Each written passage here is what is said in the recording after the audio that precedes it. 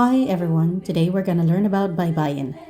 And just a disclaimer, I'm no expert in this, just have a keen interest with Baybayin.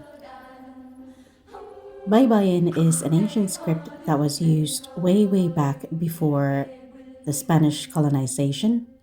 And as you can see it here, I'm writing Baybayin with its translation or the vowels equivalent to it. For now, it might not make sense, but as we go along with learning Baybayin, we will be more familiar with it and eventually be able to form words and sentences in Baybayin.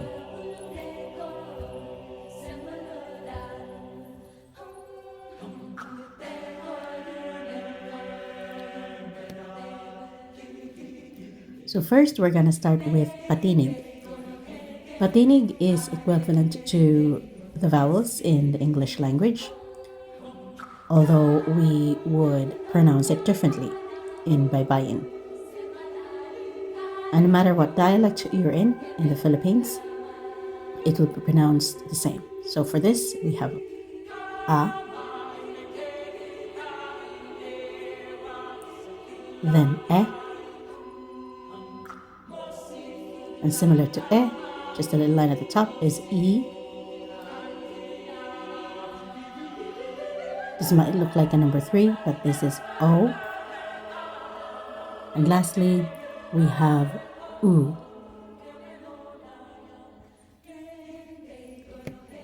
Now before we move on to the katinig, which are the consonants, we will touch on kudlit. So these are composed of line and a dot, either on the top or below a character, that will determine the vowel that would come with the character. So to show you as an example, we will use the letter K or Ka. So the character without a kudlit is paired with an A vowel. So if there's a kudlit at the top, either a dot or a line, that would be or E. So for that, that's Ke for a dot. And then for a line at the top, that would be Ki, the E vowel. And then if you have the kudlit at the bottom, either be an O or an U. So for this, it's Ko. And line at the bottom, Ku. So Ka, Ke, Ki, Ko, Ku. And also we have a special rule which is called pamudpud, which cancels out the vowel of a character. And again, we're going to use the letter K or Ka. So Ka with an X or X at the bottom will just be K on its own.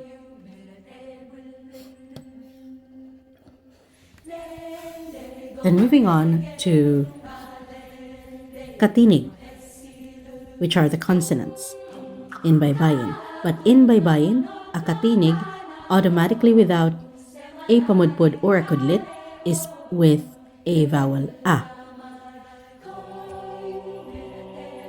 So starting off, we have Ba,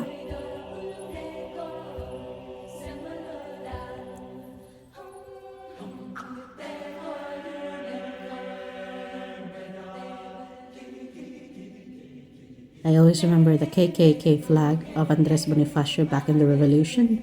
So that's Ka. And as you might notice in while I'm writing the Baybayins, the lines and the waves that are used with all of the characters have a resemblance. And eventually they have their own uniqueness or distinctive characters that form into the character they are. So this is Ha, it's a wave, reminds me of hanging. La. And I think with whatever language or dialect it is in the Philippines, I think we have loads of dialects. no matter what dialect it is, same vowels are used. Although in this Baybayin that I'm showing you, these are like the basic. I know there's other resources out there that have modern ones that would have more characters to it, but this, what I'm showing you here, is the basic.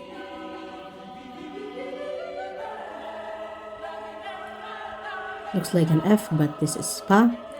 And this character Ra, the next one I'm gonna write now, is similar to Da, but it just has a line there at the bottom which makes it Ra.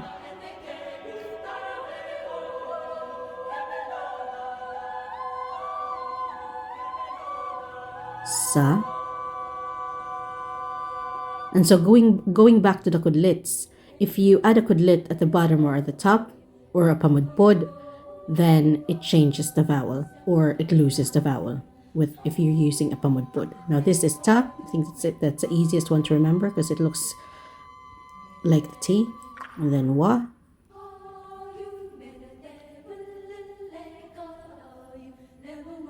Finally, yeah. So that's all with the Baybayin, and hopefully you learned something here. And I look forward to share with you more about Baybayin.